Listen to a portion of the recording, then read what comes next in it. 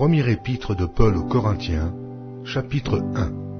Paul, appelé à être apôtre de Jésus-Christ, par la volonté de Dieu, et le frère Sosthène, à l'Église de Dieu qui est à Corinthe, et à ceux qui ont été sanctifiés en Jésus-Christ, appelés à être saints, et à tous ceux qui invoquent en quelque lieu que ce soit le nom de notre Seigneur Jésus-Christ, leur Seigneur et le nôtre. Que la grâce et la paix vous soient données de la part de Dieu notre Père et du Seigneur Jésus-Christ. Je rends à mon Dieu de continuelles actions de grâce à votre sujet, pour la grâce de Dieu qui vous a été accordée en Jésus-Christ. Car en lui vous avez été comblés de toutes les richesses qui concernent la parole et la connaissance, le témoignage de Christ ayant été solidement établi parmi vous, de sorte qu'il ne vous manque aucun don, dans l'attente où vous êtes de la manifestation de notre Seigneur Jésus-Christ. Il vous affermira aussi jusqu'à la fin, pour que vous soyez irréprochables au jour de notre Seigneur Jésus-Christ. Dieu est fidèle, lui qui vous a appelés à la communion de son Fils, Jésus-Christ, notre Seigneur. Je vous exhorte, frères, par le nom de notre Seigneur Jésus-Christ, à tenir tous un même langage, et à ne point avoir de division parmi vous, mais à être parfaitement unis dans un même esprit et dans un même sentiment. Car, mes frères, j'ai appris à votre sujet, par les gens de Chloé, qu'il y a des disputes au milieu de vous. Je veux dire que chacun de vous parle ainsi. Moi je suis de Paul, et moi d'Apollos, et moi de Céphas, et moi de Christ. Christ est-il divisé? Paul a-t-il été crucifié pour vous? Ou est-ce au nom de Paul que vous avez été baptisés? Je rends grâce à Dieu de ce que je n'ai baptisé aucun de vous, excepté Crispus et Gaius, afin que personne ne dise que vous avez été baptisés en mon nom. J'ai encore baptisé la famille de Stéphanas. Du reste, je ne sache pas que j'ai baptisé quelque autre personne. Ce n'est pas pour baptiser que Christ m'a envoyé, c'est pour annoncer l'Évangile, et cela sans la sagesse du langage, afin que la croix de Christ ne soit pas rendue vaine. Car la prédication de la croix est une folie pour ceux qui périssent, mais pour nous qui sommes sauvés, elle est une puissance de Dieu. Aussi est-il écrit, je détruirai la sagesse des sages et j'anéantirai l'intelligence des intelligents. Où est le sage? Où est le scribe? Où est le disputeur de ce siècle? Dieu n'a-t-il pas convaincu de folie la sagesse du monde? Car puisque le monde avec sa sagesse n'a point connu Dieu dans la sagesse de Dieu, il a plu à Dieu de sauver les croyants par la folie de la prédication. Les Juifs demandent des miracles, et les Grecs cherchent la sagesse. Nous prêchons Christ crucifié. Scandale pour les Juifs et folie pour les païens, mais puissance de Dieu et sagesse de Dieu pour ceux qui sont appelés tant Juifs que Grecs. Car la folie de Dieu est plus sage que les hommes, et la faiblesse de Dieu est plus forte que les hommes. Considérez, frères, que, parmi vous, qui avez été appelés, il n'y a ni beaucoup de sages, selon la chair, ni beaucoup de puissants, ni beaucoup de nobles. Mais Dieu a choisi les choses folles du monde pour confondre les sages. Dieu a choisi les choses faibles du monde pour confondre les fortes. Et Dieu a choisi les choses viles du monde et celles qu'on méprise, celles qui ne sont point, pour réduire à néant celles qui sont, afin que nulle chair ne se glorifie devant Dieu. Or, c'est par lui que vous êtes en Jésus-Christ, lequel, de par Dieu, a été fait pour nous sagesse, justice et sanctification et rédemption, afin, comme il est écrit, que celui qui se glorifie dans le Seigneur. Première épître de Paul aux Corinthiens, chapitre 2. Pour moi, frères, lorsque je suis allé chez vous, ce n'est pas avec une supériorité de langage ou de sagesse que je suis allé vous annoncer le témoignage de Dieu. Car je n'ai pas eu la pensée de savoir parmi vous autre chose que Jésus-Christ, et Jésus-Christ crucifié. Moi-même, j'étais auprès de vous dans un état de faiblesse, de crainte et de grand tremblement. Et ma parole et ma prédication ne reposaient pas sur les discours persuasifs de la sagesse, mais sur une démonstration d'esprit et de puissance, afin que votre foi fût fondée, non sur la sagesse des hommes, mais sur la puissance de Dieu. Cependant, c'est une sagesse que nous prêchons parmi les parfaits, sagesse qui n'est pas de ce siècle, ni des chefs de ce siècle, qui vont être anéantis. Nous prêchons la sagesse de Dieu, mystérieuse et cachée, que Dieu, avant les siècles, avait destinée pour notre gloire. Sagesse qu'aucun des chefs de ce siècle n'a connue, car, s'ils l'eussent connue, ils n'auraient pas crucifié le Seigneur de gloire. Mais, comme il est écrit, ce sont des choses que l'œil n'a point vues, que l'oreille n'a point entendues, et qui ne sont point montées au cœur de l'homme, des choses que Dieu a préparées pour ceux qui l'aiment. Dieu nous les a révélées par l'Esprit, car l'Esprit sonde tout, même les profondeurs de Dieu. Lequel des hommes, en effet, connaît les choses de l'homme, si ce n'est l'Esprit de l'homme qui est en lui? De même, personne ne connaît les choses de Dieu, si ce n'est l'Esprit de Dieu. Or, nous n'avons pas reçu l'Esprit du monde, mais l'Esprit qui vient de Dieu, afin que nous connaissions les choses que Dieu nous a données par sa grâce.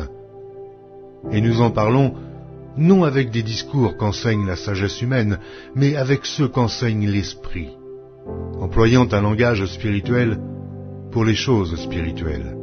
Mais l'homme animal ne reçoit pas les choses de l'Esprit de Dieu, car elles sont une folie pour lui. Et il ne peut les connaître parce que c'est spirituellement qu'on en juge. L'homme spirituel, au contraire, juge de tout, et il n'est lui-même jugé par personne, car qui a connu la pensée du Seigneur pour l'instruire? Or nous avons la pensée de Christ. Première épître de Paul aux Corinthiens, chapitre 3. Pour moi, frères, ce n'est pas comme à des hommes spirituels que j'ai pu vous parler, mais comme à des hommes charnels, comme à des enfants en Christ. Je vous ai donné du lait, non de la nourriture solide, car vous ne pouviez pas la supporter, et vous ne le pouvez pas même à présent, parce que vous êtes encore charnels. En effet, puisqu'il y a parmi vous de la jalousie et des disputes, n'êtes-vous pas charnels, et ne marchez-vous pas selon l'homme? Quand quelqu'un dit « Moi je suis de Paul », et un autre « Moi d'Apollos », n'êtes-vous pas des hommes? Qu'est-ce donc qu'Apollos? Et qu'est-ce que Paul? Des serviteurs, par le moyen desquels vous avez cru, selon que le Seigneur l'a donné à chacun. J'ai planté, Apollos a arrosé, mais Dieu a fait croître, en sorte que ce n'est pas celui qui plante qui est quelque chose, ni celui qui arrose, mais Dieu qui fait croître. Celui qui plante et celui qui arrose sont égaux, et chacun recevra sa propre récompense, selon son propre travail. Car nous sommes ouvriers avec Dieu. Vous êtes le champ de Dieu et l'édifice de Dieu. Selon la grâce de Dieu qui m'a été donnée, j'ai posé le fondement comme un sage architecte, et un autre bâtit dessus. Mais que chacun prenne garde à la manière dont il bâtit dessus. Car personne ne peut poser un autre fondement que celui qui a été posé, savoir Jésus-Christ. Or, si quelqu'un bâtit sur ce fondement avec de l'or, de l'argent, des pierres précieuses, du bois, du foin, du chaume, l'œuvre de chacun sera manifestée, car le jour la fera connaître, parce qu'elle se révélera dans le feu, et le feu éprouvera ce qu'est l'œuvre de chacun. Si l'œuvre bâtie par quelqu'un sur le fondement subsiste, il recevra une récompense. Si l'œuvre de quelqu'un est consumée, il perdra sa récompense. Pour lui, il sera sauvé, mais comme au travers du feu. Ne savez-vous pas que vous êtes le temple de Dieu, et que l'Esprit de Dieu habite en vous?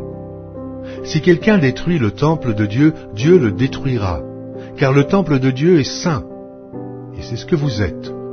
que nul ne s'abuse lui-même. Si quelqu'un parmi vous pense être sage selon ce siècle, qu'il devienne fou, afin de devenir sage.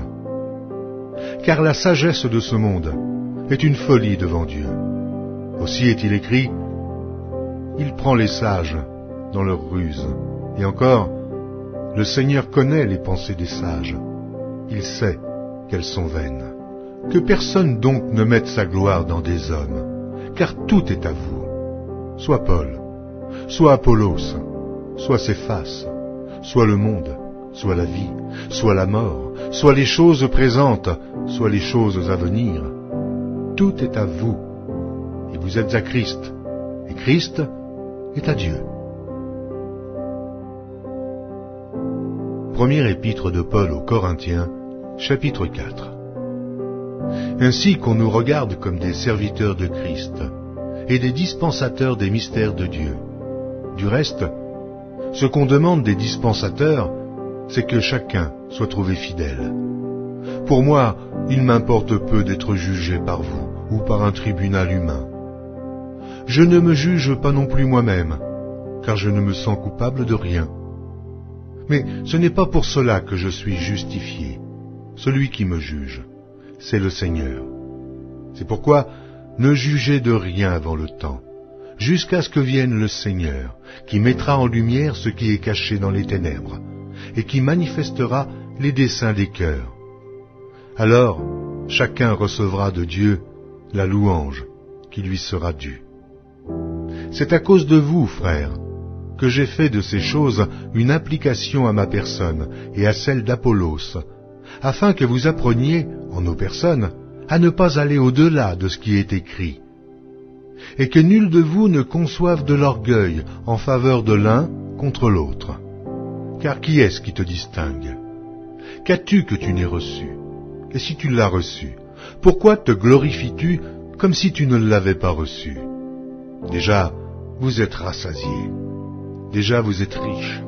Sans nous, vous avez commencé à régner. Et puissiez-vous régner en effet, afin que nous aussi, nous régnions avec vous. Car Dieu, ce me semble, a fait de nous, apôtres, les derniers des hommes, des condamnés à mort en quelque sorte, puisque nous avons été en spectacle au monde, aux anges et aux hommes. Nous sommes fous à cause de Christ, mais vous êtes sages en Christ. Nous sommes faibles, mais vous êtes forts. Vous êtes honorés, et nous sommes méprisés. Jusqu'à cette heure, nous souffrons la faim, la soif, la nudité. Nous sommes maltraités, errants, ça et là. Nous nous fatiguons à travailler de nos propres mains. Injuriés, nous bénissons. Persécutés, nous supportons. Calomniés, nous parlons avec bonté. Nous sommes devenus les balayures du monde, le rebut de tous, jusqu'à maintenant. Ce n'est pas pour vous faire honte que j'écris ces choses, mais je vous avertis, comme mes enfants bien-aimés. Car quand vous auriez 10 000 maîtres en Christ, vous n'avez cependant pas plusieurs pères, puisque c'est moi qui vous ai engendré en Jésus-Christ par l'Évangile. Je vous en conjure donc, soyez mes imitateurs. Pour cela, je vous ai envoyé Timothée, qui est mon enfant bien-aimé et fidèle dans le Seigneur. Il vous rappellera quelles sont mes voies en Christ, quelle est la manière dont j'enseigne partout, dans toutes les églises. Quelques-uns se sont enflés d'orgueil, comme si je ne devais pas aller chez vous. J'irai bientôt chez vous, si c'est la volonté du Seigneur, et je connaîtrai, non les paroles, mais la puissance de ceux qui se sont enflés. Car le royaume de Dieu ne consiste pas en paroles, mais en puissance. Que voulez-vous? Que j'aille chez vous avec une verge, ou avec amour et dans un esprit de douceur? Première épître de Paul aux Corinthiens, chapitre 5. On entend dire généralement qu'il y a parmi vous de l'impudicité, et une impudicité telle qu'elle ne se rencontre pas même chez les païens. C'est au point que l'un de vous a la femme de son père, et vous êtes enflés d'orgueil, et vous n'avez pas été plutôt dans l'affliction, afin que celui qui a commis cet acte fût ôté du milieu de vous. Pour moi, absent de corps mais présent d'esprit, j'ai déjà jugé, comme si j'étais présent, celui qui a commis un tel acte. Au nom du Seigneur Jésus, vous et mon esprit étant assemblés, avec la puissance de notre Seigneur Jésus, qu'un tel homme soit livré à Satan, pour la destruction de la chair, afin que l'esprit soit sauvé au jour du Seigneur Jésus. C'est bien à tort que vous vous glorifiez. Ne savez-vous pas qu'un peu de levain fait lever toute la pâte? Faites disparaître le vieux levain, afin que vous soyez une pâte nouvelle, puisque vous êtes sans levain, car Christ, notre Pâque, a été immolé. Célébrons donc la fête, non avec du vieux levain, non avec un levain de malice et de méchanceté, mais avec les pains sans levain, de la pureté et de la vérité. Je vous ai écrit dans ma lettre de ne pas avoir des relations avec les impudiques, non pas d'une manière absolue avec les impudiques de ce monde, ou avec les cupides et les ravisseurs, ou avec les idolâtres. Autrement, il vous faudrait sortir du monde. Maintenant, ce que je vous ai écrit, c'est de ne pas avoir des relations avec quelqu'un qui, se nommant frère, est impudique, ou cupide, ou idolâtre, ou outrageux, ou ivrogne, ou ravisseur, de ne pas même manger avec un tel homme. Qu'ai-je en effet à juger ceux du dehors? N'est-ce pas ceux du dedans que vous avez à juger? Pour ceux du dehors, Dieu les juge. Ôtez le méchant du milieu de vous. Première épître de Paul aux Corinthiens, chapitre 6. Quelqu'un de vous, lorsqu'il a un différend avec un autre, ose-t-il plaider devant les injustes et non devant les saints? Ne savez-vous pas que les saints jugeront le monde? Et si c'est par vous que le monde est jugé, vous êtes indignes de rendre les moindres jugements. Ne savez-vous pas que nous jugerons les anges? Et nous ne jugerions pas à plus forte raison les choses de cette vie? Quand donc vous avez des différends pour les choses de cette vie, ce sont des gens dont l'Église ne fait aucun cas que vous prenez pour juges. Je le dis à votre honte. Ainsi, il y a parmi vous pas un seul homme sage qui puisse se prononcer entre ses frères. Mais un frère plaide contre un frère, et cela devant des infidèles. C'est déjà certes un défaut chez vous que d'avoir des procès les uns avec les autres. Pourquoi ne souffrez-vous pas plutôt quelque injustice? Pourquoi ne vous laissez-vous pas plutôt dépouiller? Mais c'est vous qui commettez l'injustice et qui dépouillez, et c'est envers des frères que vous agissez de la sorte. Ne savez-vous pas que les injustes n'hériteront point le royaume de Dieu? Ne vous y trompez pas. Ni les impudiques, ni les idolâtres, ni les adultères, ni les efféminés, ni les infâmes, ni les voleurs, ni les cupides, ni les ivrognes, ni les outrageux, ni les ravisseurs, n'hériteront le royaume de Dieu. Et c'est là ce que vous étiez, quelques-uns de vous. Mais vous avez été lavés, mais vous avez été sanctifiés, mais vous avez été justifiés au nom du Seigneur Jésus-Christ et par l'Esprit de notre Dieu. Tout m'est permis, mais tout n'est pas utile. Tout m'est permis, mais je ne me laisserai asservir par quoi que ce soit. Les aliments sont pour le ventre, et le ventre pour les aliments. Et Dieu détruira l'un comme les autres. Mais le corps n'est pas pour l'impudicité, il est pour le Seigneur, et le Seigneur pour le corps. Et Dieu qui a ressuscité le Seigneur nous ressuscitera aussi par sa puissance. Ne savez-vous pas que vos corps sont des membres de Christ? Prendrais-je donc les membres de Christ pour en faire les membres d'une prostituée? Loin de là. Ne savez-vous pas que celui qui s'attache à la prostituée est un seul corps avec elle? Car il est dit, les deux deviendront une seule chair. Mais celui qui s'attache au Seigneur est avec lui un seul esprit. Fuyez l'impudicité. Quelque autre péché qu'un homme commette, ce péché est hors du corps. Mais celui qui se livre à l'impudicité pêche contre son propre corps. Ne savez-vous pas que votre corps est le temple du Saint-Esprit qui est en vous, que vous avez reçu de Dieu, et que vous ne vous appartenez point à vous-même, car vous avez été rachetés à un grand prix. Glorifiez donc Dieu dans votre corps et dans votre esprit, qui appartiennent à Dieu. Première épître de Paul aux Corinthiens, chapitre 7. Pour ce qui concerne les choses dont vous m'avez écrit, je pense qu'il est bon, pour l'homme, de ne point toucher de femme. Toutefois, pour éviter l'impudicité, que chacun ait sa femme, et que chaque femme ait son mari. Que le mari rende à sa femme ce qui lui doit, et que la femme agisse de même envers son mari. La femme n'a pas autorité sur son propre corps, mais c'est le mari. Et pareillement, le mari n'a pas autorité sur son propre corps, mais c'est la femme. Ne vous privez point l'un de l'autre, si ce n'est d'un commun accord, pour un temps, afin de vaquer à la prière, puis retournez ensemble, de peur que Satan ne vous tente par votre incontinence. Je dis cela par condescendance. Je n'en fais pas un ordre. Je voudrais que tous les hommes fussent comme moi. Mais chacun tient de Dieu un don particulier, l'un d'une manière, l'autre d'une autre. À ceux qui ne sont pas mariés et aux veuves, je dis qu'il aurait bon de rester comme moi. Mais s'ils manquent de continence, qu'ils se marient, car il vaut mieux se marier que de brûler. À ceux qui sont mariés, j'ordonne, non pas moi, mais le Seigneur, que la femme ne se sépare point de son mari. Si elle est séparée, qu'elle demeure sans se marier, ou qu'elle se réconcilie avec son mari, et que le mari ne répudie point sa femme. Aux autres, ce n'est pas le Seigneur, c'est moi qui dis. Si un frère a une femme non croyante, et qu'elle consente à habiter avec lui, qu'il ne la répudie point.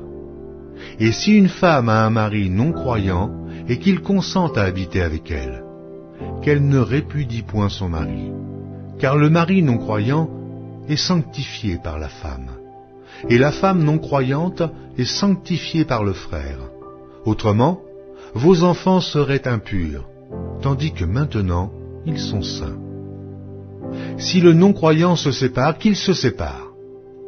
Le frère ou la sœur ne sont pas liés dans ces cas-là. Dieu nous a appelés à vivre en paix. Car, que sais-tu, femme, si tu sauveras ton mari? Ou, que sais-tu, mari, si tu sauveras ta femme? Seulement, que chacun marche selon la part que le Seigneur lui affecte, selon l'appel qu'il a reçu de Dieu. C'est ainsi que je l'ordonne dans toutes les églises. Quelqu'un a-t-il été appelé étant circoncis, qu'il demeure circoncis. Quelqu'un a-t-il été appelé étant incirconcis, qu'il ne se fasse pas circoncire. La circoncision n'est rien, l'incirconcision n'est rien, mais l'observation des commandements de Dieu est tout. Que chacun demeure dans l'état où il était lorsqu'il a été appelé. As-tu été appelé étant esclave? Ne t'en inquiète pas. Mais si tu peux devenir libre, profites-en plutôt. Car l'esclave qui a été appelé dans le Seigneur est un affranchi du Seigneur. De même, l'homme libre qui a été appelé est un esclave de Christ. Vous avez été rachetés à un grand prix. Ne devenez pas esclaves des hommes. Que chacun, frère, demeure devant Dieu, dans l'état où il était lorsqu'il a été appelé. Pour ce qui est des vierges, je n'ai point d'ordre du Seigneur, mais je donne un avis, comme ayant reçu du Seigneur miséricorde pour être fidèle. Voici donc ce que j'estime bon. À cause des temps difficiles qui s'approchent, il est bon à un homme d'être ainsi. Es-tu lié à une femme? Ne cherche pas à rompre ce lien. N'es-tu pas lié à une femme? Ne cherche pas une femme. Si tu t'es marié, tu n'as point péché.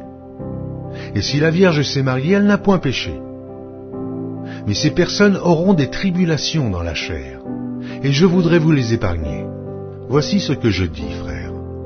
C'est que le temps est court, que désormais ceux qui ont des femmes soient comme n'en ayant pas, ceux qui pleurent comme ne pleurant pas, ceux qui se réjouissent comme ne se réjouissant pas, ceux qui achètent comme ne possédant pas, et ceux qui usent du monde comme n'en usant pas, car la figure de ce monde passe. Or, je voudrais que vous fussiez sans inquiétude. Celui qui n'est pas marié s'inquiète des choses du Seigneur, des moyens de plaire au Seigneur. Et celui qui est marié s'inquiète des choses du monde, des moyens de plaire à sa femme. Il y a de même une différence entre la femme et la vierge. Celle qui n'est pas mariée s'inquiète des choses du Seigneur, afin d'être sainte de corps et d'esprit. Et celle qui est mariée s'inquiète des choses du monde, des moyens de plaire à son mari. Je dis cela dans votre intérêt. Ce n'est pas pour vous prendre au piège, c'est pour vous porter à ce qui est bienséant et propre, à vous attacher au Seigneur sans distraction. Si quelqu'un regarde comme déshonorant pour sa fille de dépasser l'âge nubile, et comme nécessaire de la marier, qu'il fasse ce qu'il veut. Il ne pêche point, qu'on se marie.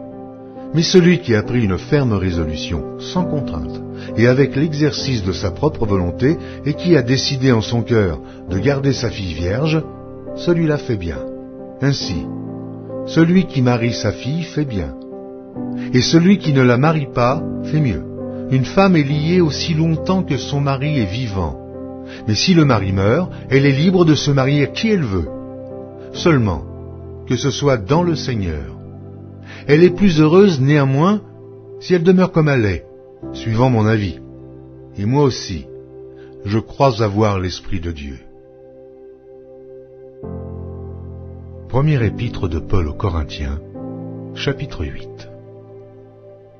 Pour ce qui concerne les viandes sacrifiées aux idoles, nous savons que nous avons tous la connaissance. La connaissance enfle, mais la charité édifie. Si quelqu'un croit savoir quelque chose, il n'a pas encore connu comme il faut connaître. Mais si quelqu'un aime Dieu, celui-là est connu de lui. Pour ce qui est donc de manger des viandes sacrifiées aux idoles, nous savons qu'il n'y a point d'idole dans le monde, et qu'il n'y a qu'un seul Dieu. Car s'il existe des êtres qui sont appelés dieux, soit dans le ciel, soit sur la terre, comme il existe réellement plusieurs dieux et plusieurs seigneurs, néanmoins pour nous, il n'y a qu'un seul Dieu, le Père, de qui viennent toutes choses et pour qui nous sommes, et un seul Seigneur, Jésus-Christ, par qui sont toutes choses et par qui nous sommes. Mais cette connaissance n'est pas chez tous. Quelques-uns, d'après la manière dont ils envisagent encore l'idole, mangent de ces viandes comme étant sacrifiées aux idoles, et leur conscience, qui est faible, en est souillée. Ce n'est pas un aliment qui nous rapproche de Dieu. Si nous en mangeons, nous n'avons rien de plus. Si nous n'en mangeons pas, nous n'avons rien de moins. Prenez garde toutefois que votre liberté ne devienne une pierre d'achoppement pour les faibles. Car si quelqu'un te voit, toi qui as de la connaissance, assis à table dans un temple d'idoles, sa conscience à lui qui est faible, ne le portera-t-elle pas à manger des viandes sacrifiées aux idoles? Et ainsi le faible périra par ta connaissance, le frère pour lequel Christ est mort. En péchant de la sorte contre les frères et en blessant leur conscience faible, vous péchez contre Christ. C'est pourquoi, si un aliment scandalise mon frère, je ne mangerai jamais de viande afin de ne pas scandaliser mon frère. Épître de Paul aux Corinthiens, chapitre 9. Ne suis-je pas libre? Ne suis-je pas apôtre? N'ai-je pas vu Jésus notre Seigneur? N'êtes-vous pas mon œuvre dans le Seigneur? Si pour d'autres je ne suis pas apôtre, je le suis au moins pour vous, car vous êtes le sceau de mon apostolat dans le Seigneur. C'est là ma défense contre ceux qui m'accusent.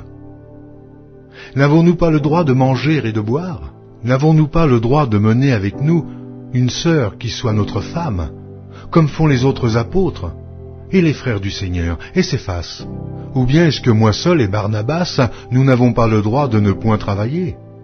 Qui jamais fait le service militaire à ses propres frais? Qui est-ce qui plante une vigne et n'en mange pas le fruit? Qui est-ce qui fait paître un troupeau et ne se nourrit pas du lait du troupeau? Ces choses que je dis, n'existent-elles que dans les usages des hommes? La loi, ne les dit-elle pas aussi? Car il est écrit dans la loi de Moïse, « Tu n'en muselleras point le bœuf quand il foule le grain. » Dieu se met-il en peine des bœufs? Ou parle-t-il uniquement à cause de nous? Oui, c'est à cause de nous qu'il a été écrit que celui qui laboure doit labourer avec espérance, et celui qui foule le grain, fouler avec espérance d'y avoir part. Si nous avons semé parmi vous les biens spirituels, est-ce une grosse affaire si nous moissonnons vos biens temporels? Si d'autres jouissent de ce droit sur nous, n'est-ce pas plutôt à nous d'en jouir? Mais nous n'avons point usé de ce droit, au contraire. Nous souffrons tout, afin de ne pas créer d'obstacle à l'évangile de Christ. Ne savez-vous pas que ceux qui remplissent les fonctions sacrées sont nourris par le temple, que ceux qui servent à l'autel ont part à l'autel? De même aussi, le Seigneur a ordonné à ceux qui annoncent l'Évangile de vivre de l'Évangile. Pour moi, je n'ai usé d'aucun de ces droits, et ce n'est pas afin de les réclamer en ma faveur que j'écris ainsi, car j'aimerais mieux mourir que de me laisser enlever ce sujet de gloire. Si j'annonce l'Évangile, ce n'est pas pour moi un sujet de gloire, car la nécessité m'en est imposée, et malheur à moi si je n'annonce pas l'Évangile.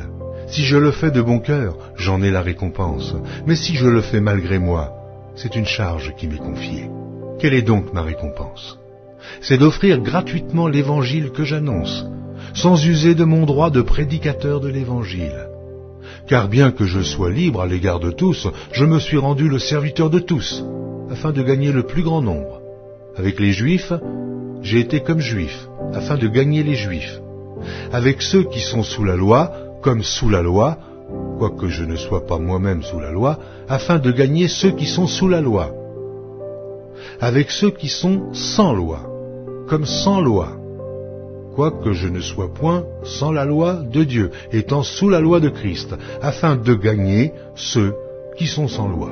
J'ai été faible avec les faibles, afin de gagner les faibles. Je me suis fait tout à tous, afin d'en sauver de toute manière quelques-uns. Je fais tout à cause de l'Évangile, afin d'y avoir part. Ne savez-vous pas que ceux qui courent dans le stade courent tous, mais qu'un seul remporte le prix? Courez de manière à le remporter.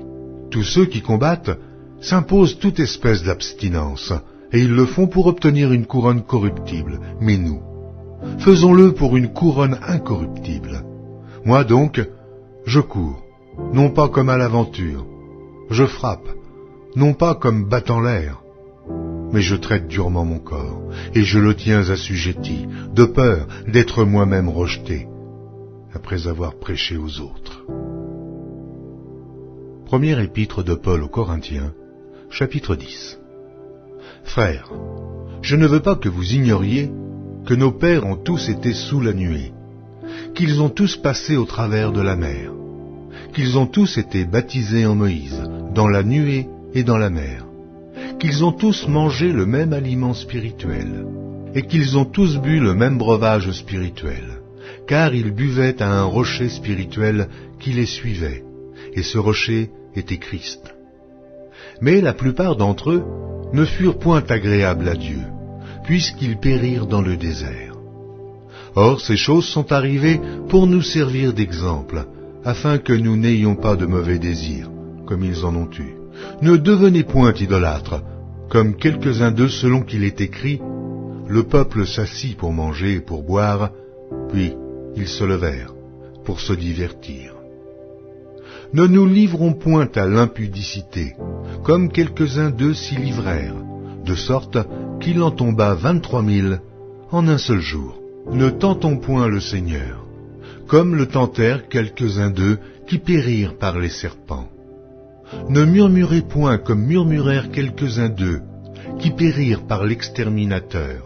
Ces choses leur sont arrivées pour servir d'exemple, et elles ont été écrites pour notre instruction, à nous qui sommes parvenus à la fin des siècles. Ainsi donc, que celui qui croit être debout prenne garde de tomber. Aucune tentation ne vous est survenue qui n'ait été humaine, et Dieu, qui est fidèle, ne permettra pas que vous soyez tentés au-delà de vos forces. Mais avec la tentation, il préparera aussi le moyen d'en sortir, afin que vous puissiez la supporter. C'est pourquoi, mes bien-aimés, fuyez l'idolâtrie. Je parle comme un des hommes intelligents. jugez vous-même de ce que je dis. La coupe de bénédiction que nous bénissons n'est-elle pas la communion au sang de Christ? Le pain que nous rompons n'est-il pas la communion au corps de Christ?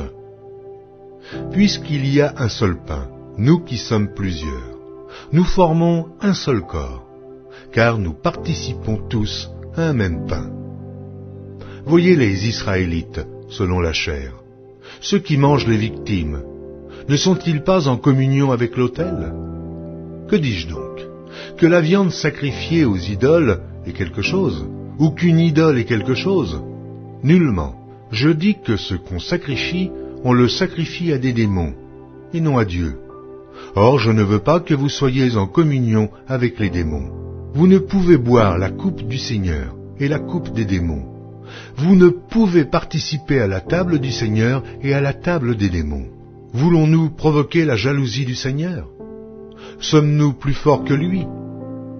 Tout est permis, mais tout n'est pas utile. Tout est permis, mais tout n'édifie pas. Que personne ne cherche son propre intérêt, mais que chacun cherche celui d'autrui. Mangez de tout ce qui se vend au marché, sans vous enquérir de rien par motif de conscience. Car la terre est au Seigneur et tout ce qu'elle renferme.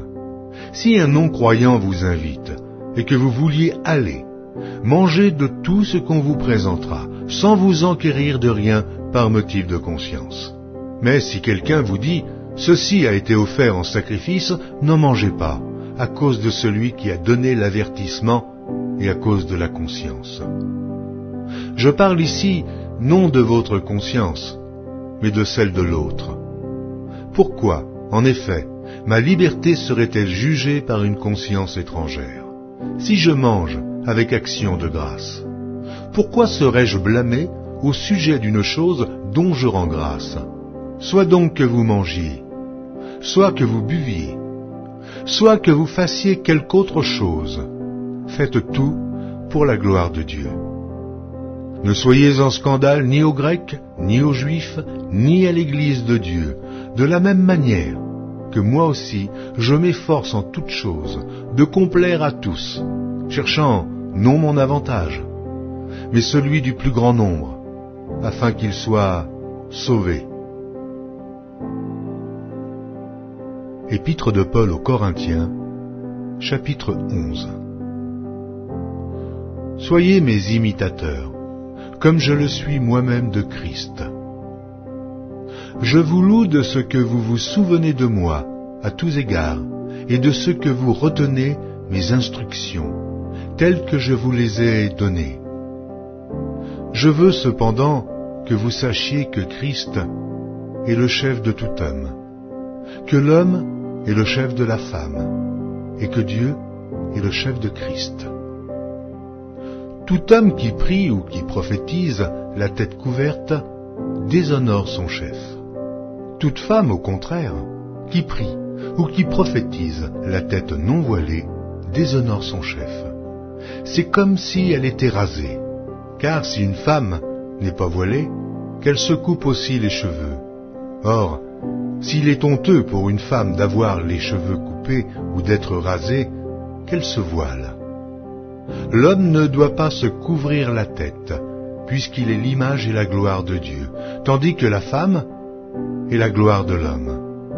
En effet, l'homme n'a pas été tiré de la femme, mais la femme a été tirée de l'homme. Et l'homme n'a pas été créé à cause de la femme, mais la femme a été créée à cause de l'homme.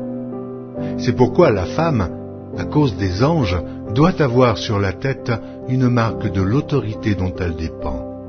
Toutefois, dans le Seigneur, la femme n'est point sans l'homme, ni l'homme sans la femme. Car de même que la femme a été tirée de l'homme, de même l'homme existe par la femme, et tout vient de Dieu. Jugez-en vous-même. Est-il convenable qu'une femme prie Dieu sans être voilée? La nature elle-même ne vous enseigne-t-elle pas que c'est une honte pour l'homme de porter de longs cheveux, mais que c'est une gloire pour la femme d'en porter, parce que la chevelure lui a été donnée comme voile? Si quelqu'un se plaît à contester, nous n'avons pas cette habitude, non plus que les églises de Dieu. En donnant cet avertissement, ce que je ne loue point, c'est que vous vous assemblez non pour devenir meilleurs, mais pour devenir pires. Et d'abord j'apprends que lorsque vous vous réunissez en assemblée, il y a parmi vous des divisions, et je le crois en partie. Car il faut qu'il y ait des sectes parmi vous, afin que ceux qui sont approuvés soient reconnus comme tels au milieu de vous. Lors donc que vous vous réunissez, ce n'est pas pour manger le repas du Seigneur, car quand on se met à table, chacun commence par prendre son propre repas, et l'un a faim, tandis que l'autre est ivre. N'avez-vous pas des maisons pour y manger et boire? Ou méprisez-vous l'Église de Dieu, et faites-vous honte à ceux qui n'ont rien? Que vous dirai-je? Vous louerai-je?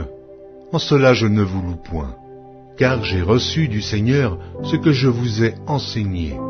C'est que le Seigneur Jésus, dans la nuit où il fut livré, prit du pain, et, après avoir rendu grâce, le rompit et dit, « Ceci est mon corps, qui est rompu pour vous.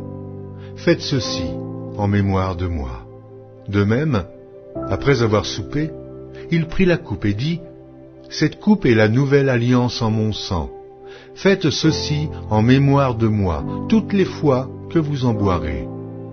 Car toutes les fois que vous mangez ce pain et que vous buvez cette coupe, vous annoncez la mort du Seigneur jusqu'à ce qu'il vienne.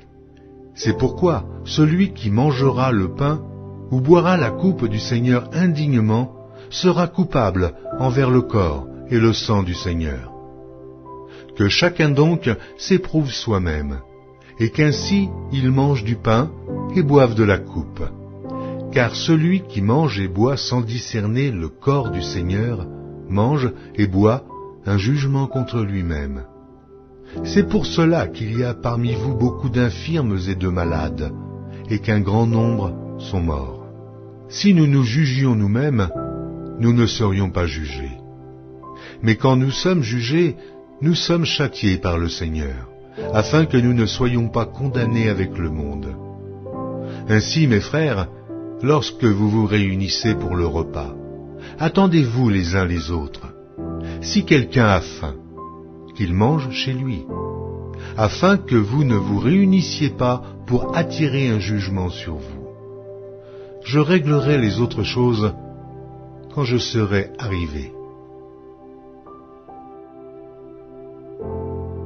Première épître de Paul aux Corinthiens, chapitre 12. Pour ce qui concerne les dons spirituels, je ne veux pas, frères, que vous soyez dans l'ignorance. Vous savez que lorsque vous étiez païens, vous vous laissiez entraîner vers les idoles muettes, selon que vous étiez conduits. C'est pourquoi je vous déclare que nul, s'il parle par l'Esprit de Dieu, ne dit « Jésus est anathème », et que nul ne peut dire « Jésus est le Seigneur » si ce n'est par le Saint-Esprit. Il y a diversité de dons, mais le même Esprit. Diversité de ministères, mais le même Seigneur. Diversité d'opérations, mais le même Dieu qui opère tout en tous. Or, à chacun la manifestation de l'Esprit est donnée pour l'utilité commune. En effet, à l'un est donné par l'Esprit une parole de sagesse, à un autre une parole de connaissance, selon le même Esprit, à un autre la foi, par le même Esprit, à un autre le don des guérisons, par le même Esprit, à un autre le don d'opérer des miracles, à un autre la prophétie, à un autre le discernement des esprits, à un autre la diversité des langues, à un autre l'interprétation des langues. Un seul et même Esprit opère toutes ces choses, les distribuant à chacun en particulier, comme il veut.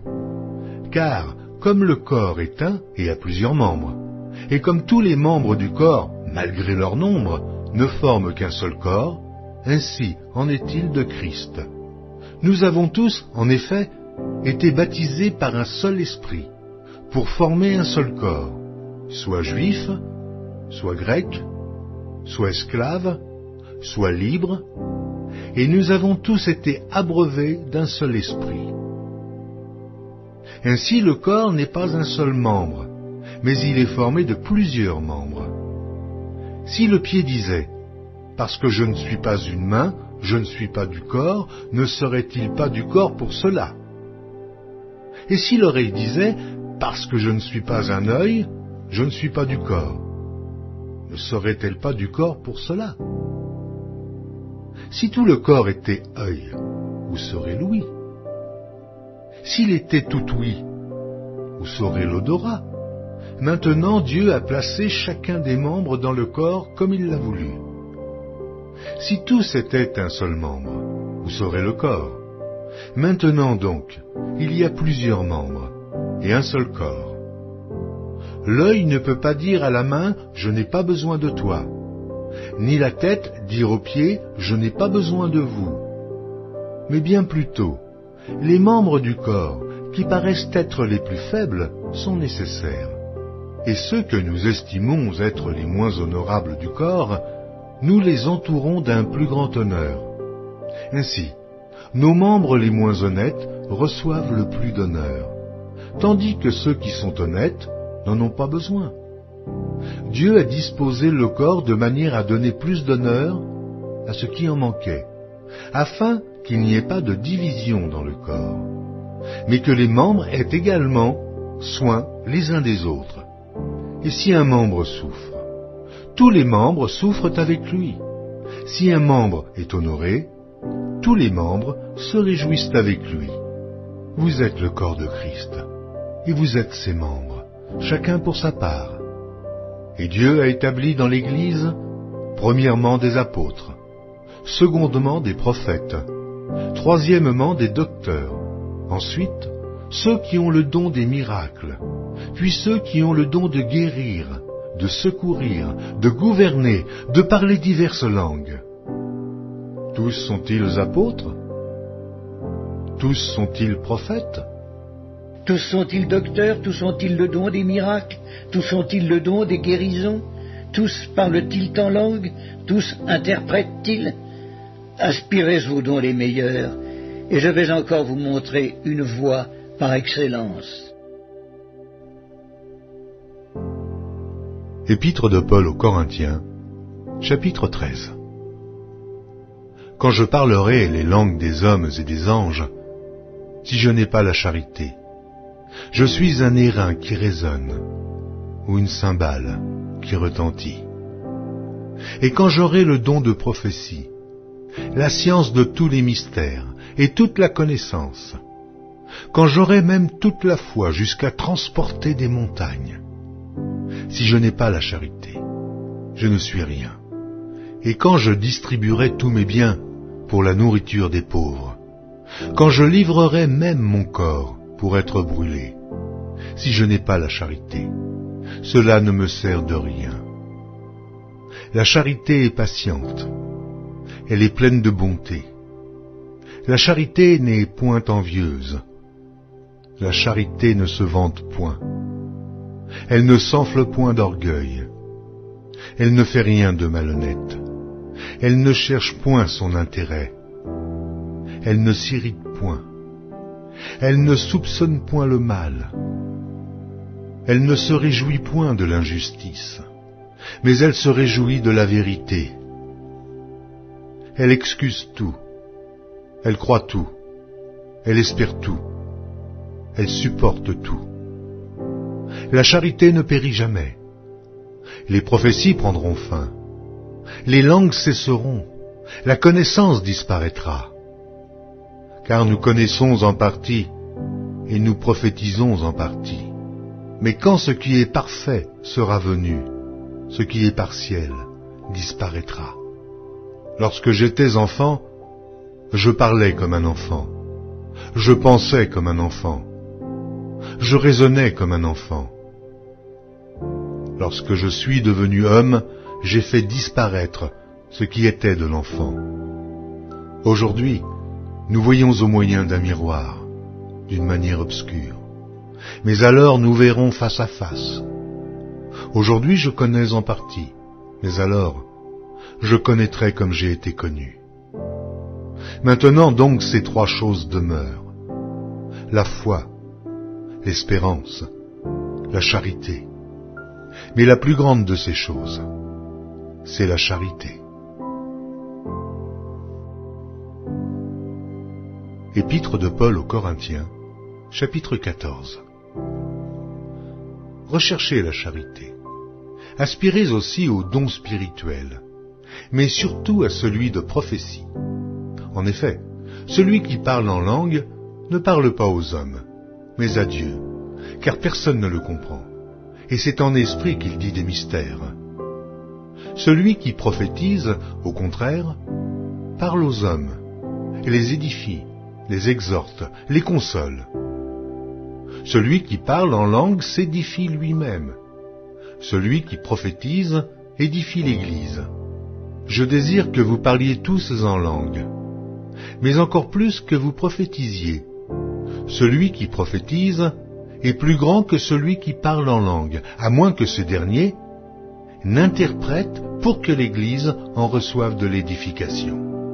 Et maintenant, frères, de quelle utilité vous serais-je si je venais à vous parlant en langue, et si je ne vous parlais pas par révélation ou par connaissance, ou par prophétie, ou par doctrine? Si les objets inanimés qui rendent un son comme une flûte ou une harpe ne rendent pas des sons distincts, comment reconnaîtra-t-on ce qui est joué sur la flûte ou sur la harpe? Et si la trompette rend un son confus, qui se préparera au combat? De même vous, si par la langue, vous ne donnez pas une parole distincte, comment saura-t-on ce que vous dites? Car vous parlerez en l'air. Quelque nombreuses que puissent être dans le monde les diverses langues, il n'en est aucune qui ne soit une langue intelligible. Si donc je ne connais pas le sens de la langue, je serai un barbare pour celui qui parle, et celui qui parle sera un barbare pour moi. De même vous, puisque vous aspirez aux dons spirituels, que ce soit pour l'édification de l'Église, que vous cherchiez à en posséder abondamment. C'est pourquoi que celui qui parle en langue prie pour avoir le don d'interpréter. Car si je prie en langue, mon esprit est en prière, mais mon intelligence demeure stérile. Que faire donc? Je prierai par l'esprit, mais je prierai aussi avec l'intelligence. Je chanterai par l'esprit, mais je chanterai aussi avec l'intelligence. Autrement, si tu rends grâce par l'esprit, comment celui qui est dans les rangs de l'homme du peuple répondra-t-il amen à ton action de grâce, puisqu'il ne sait pas ce que tu dis? Tu rends, il est vrai, d'excellentes actions de grâce, mais l'autre n'est pas édifié. Je rends grâce à Dieu de ce que je parle en langue plus que vous tous. Mais, dans l'Église, j'aime mieux dire 5 paroles avec mon intelligence afin d'instruire aussi les autres que 10 000 paroles en langue. Frères, ne soyez pas des enfants sous le rapport du jugement, mais pour la malice, soyez enfants, et, à l'égard du jugement, soyez des hommes faits.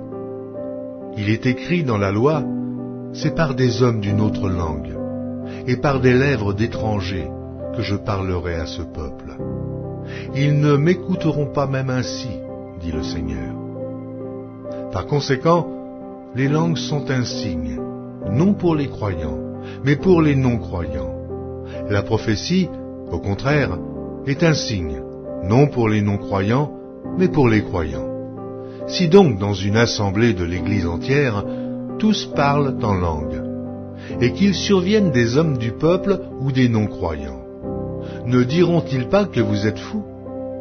Mais si tous prophétisent, et qu'il survienne quelque non-croyant ou un homme du peuple, il est convaincu par tous, il est jugé par tous.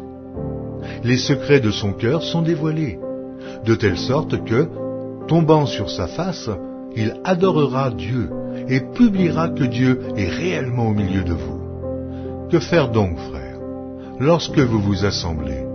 Les uns ou les autres parmi vous ont-ils un cantique, une instruction, une révélation, une langue, une interprétation. Que tout se fasse pour l'édification. En est-il qui parlent en langue? Que 2 ou 3 au plus parlent, chacun à son tour, et que quelqu'un interprète. S'il n'y a point d'interprète, qu'on se taise dans l'Église, et qu'on parle à soi-même et à Dieu. Pour ce qui est des prophètes, que 2 ou 3 parlent, et que les autres jugent. Et si un autre qui est assis a une révélation, que le premier se taise.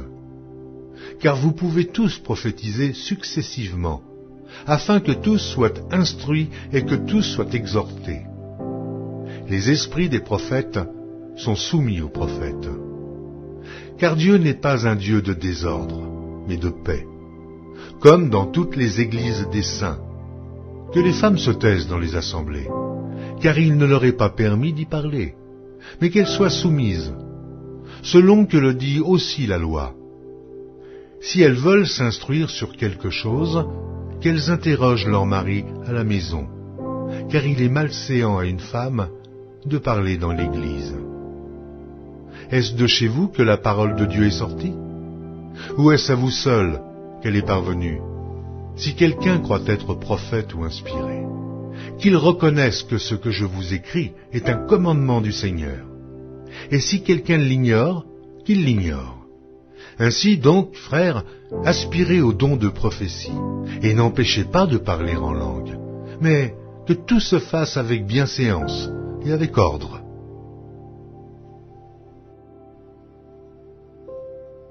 Première épître de Paul aux Corinthiens, chapitre 15. Je vous rappelle, frères, l'évangile que je vous ai annoncé, que vous avez reçu, dans lequel vous avez persévéré, et par lequel vous êtes sauvés. Si vous le retenez tel que je vous l'ai annoncé, autrement, vous auriez cru en vain.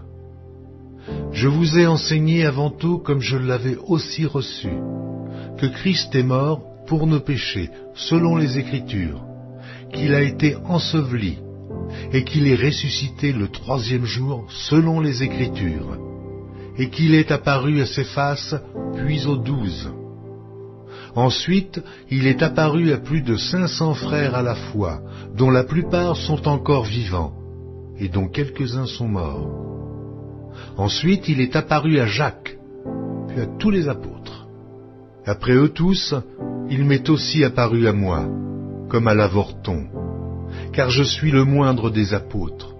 Je ne suis pas digne d'être appelé apôtre, parce que j'ai persécuté l'Église de Dieu.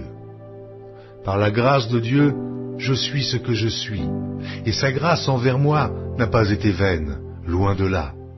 J'ai travaillé plus que tous, non pas moi toutefois, mais la grâce de Dieu qui est avec moi. Ainsi donc, que ce soit moi, que ce soit eux, voilà ce que nous prêchons, et c'est ce que vous avez cru. Or, si l'on prêche que Christ est ressuscité des morts, comment quelques-uns parmi vous disent-ils qu'il n'y a point de résurrection des morts? S'il n'y a point de résurrection des morts, Christ non plus n'est pas ressuscité. Et si Christ n'est pas ressuscité, notre prédication est donc vaine, et votre foi aussi est vaine. Il se trouve même que nous sommes de faux témoins à l'égard de Dieu, puisque nous avons témoigné contre Dieu qu'il a ressuscité Christ, tandis qu'il ne l'aurait pas ressuscité, si les morts ne ressuscitent point. Car si les morts ne ressuscitent point, Christ non plus n'est pas ressuscité. Et si Christ n'est pas ressuscité, votre foi est vaine. Vous êtes encore dans vos péchés, et par conséquent, aussi ceux qui sont morts en Christ sont perdus. Si c'est dans cette vie seulement que nous espérons en Christ, nous sommes les plus malheureux de tous les hommes. Mais, maintenant, Christ est ressuscité des morts, il est les prémices de ceux qui sont morts. Car puisque la mort est venue par un homme, c'est aussi par un homme qu'est venue la résurrection des morts. Et comme tous meurent en Adam, de même aussi, tous revivront en Christ, mais chacun en son rang. Christ comme prémisse, puis ceux qui appartiennent à Christ lors de son avènement. Ensuite viendra la fin, quand il remettra le royaume à celui qui est Dieu et Père, après avoir détruit toute domination, toute autorité et toute puissance. Car il faut qu'il règne jusqu'à ce qu'il ait mis tous les ennemis sous ses pieds.